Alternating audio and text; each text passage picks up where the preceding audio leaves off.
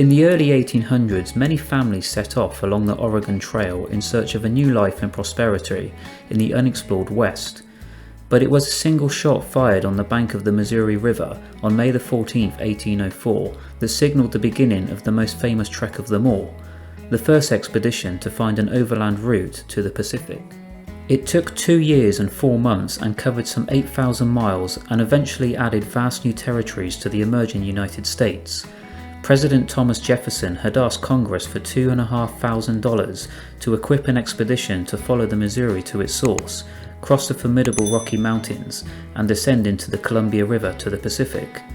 To lead it, Jefferson chose his private secretary, Captain Meriwether Lewis, a veteran of the Northwest Territory, who was both a naturalist and an experienced navigator, and Lieutenant William Clark. Their instructions were to record geographical information and to take note of mineral resources, Indian tribal customs and languages, animal and plant life and climate. During the winter of 1803 to 1804, the expedition camped on the Mississippi near St. Louis. They recruited 43 men, mostly rugged frontiersmen, to go along with them and accumulated 6 tons of supplies and ammunition, which were loaded into 3 boats. The diaries of Lewis and Clark record that they set off to the firing of a shot to mark the occasion. They sailed through rich lands well stocked with game, especially buffalo and elk. Lewis noted that 2 good hunters could conveniently provide a regiment with provisions. After 5 months of pleasant journey, they reached the Mandan Indian country, now central North Dakota. The Mandans welcomed them, and the explorers spent the winter in their territory. In April 1805 they set out again, keeping to the Missouri as far as the Three Forks near the site of Butte, Montana. Before them lay the Rocky Mountains. Fortunately, a French-Canadian trapper called Toussaint Charbonneau and his Indian wife Sacagawea had joined the party as guides. Although she had a baby with her, Sacagawea was tough and happened to be a member of the tribe through whose territory the route now led. Thanks to her, the Indians were cooperative and provided horses for the journey over the Rockies, though the way was so steep and tortuous that the horses could only be used to carry supplies. Then food ran short and the mountain cold became so bitter that the half-starved expedition was in constant danger of frostbite. The journals record, "We camped near a bank of snow 3 feet deep. Some of this we melted and supped on the colt killed yesterday.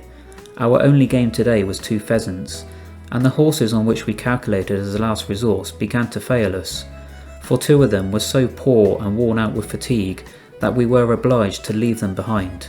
The road was like that of yesterday, along steep hillsides obstructed with fallen timber and a growth of 8 different species of pine, so thickly strewed that the snow falls from them as we pass and keeps us continually wet to the skin and so cold that we are anxious lest our feet should be frozen, as we only have thin moccasins to defend them.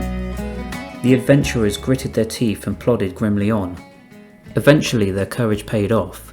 They reached open plains again, and finally they camped on a westward flowing stream, where they built canoes for the final journey to the sea on the Columbia River. Their triumph on reaching the Pacific was dampened, for it hardly stopped raining all winter. In the spring of 1806 they started on their journey back, this time splitting into 2 groups to extend the explorations further. Reassembling at the junction of the Yellowstone and Missouri rivers, they set off for the easy voyage downstream to St. Louis. On September 23, 1806, they arrived back to tumultuous reception. The expedition had failed on one objective, to find an easy water passage across the northern United States.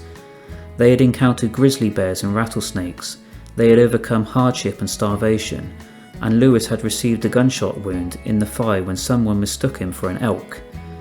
But they had only lost 1 man. They had shown that the dangers of the route could not deter capable and determined men.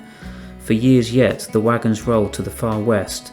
The way would be full of danger, hardship and disasters, but the door was open.